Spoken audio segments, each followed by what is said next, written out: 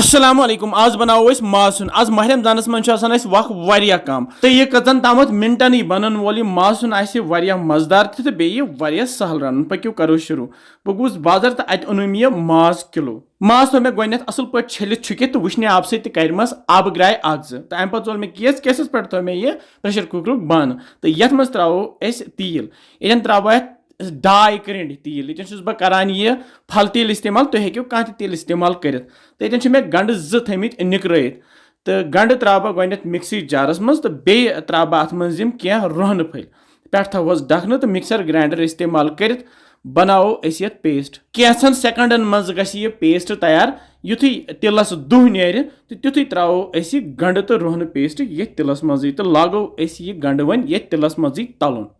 यह तलो तूत काल यूत काल वन थोड़ा सा जर्द हूँ गुथु यह जर्द हूँ गुथु त्रो अत मज यह माज ऊर गोत हेको माजस फकर दित पत ये गंडस त्रत मगर मे छोल गोत वुशने आब तो अमे पे त्रो मे सोद यह माज ये गंडस तो लागो वन ये माजस तलिन दिन तल मे गैस थोमुत लोत तो कैंसन मिनटन दिमो असल पे तलिन यु माज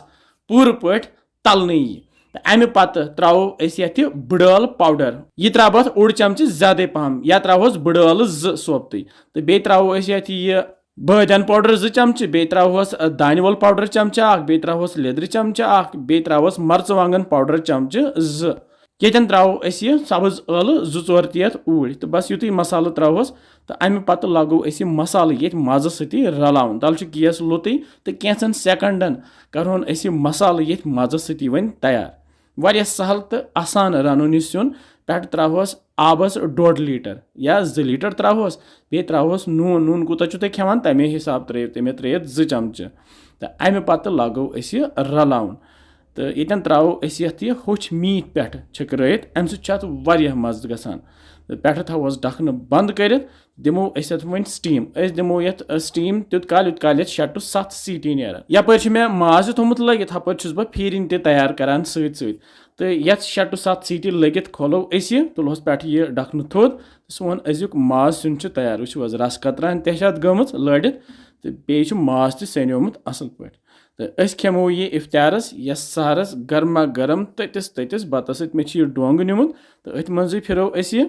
मगरिब पड़थी ये बत खेवान तो खेमो इफ्तारस यह सिन बतस लगे वारिया मज इंशाल्लाह तो बे गो यह कचन तामत मिनटन तैयार तो वमेद से तह तह यह अजुक माज सिन पसंद आमुत तुम बनाइजो कमेंट सेक्शनस मज लिखान कि कत पे वुचान सान वीडियोस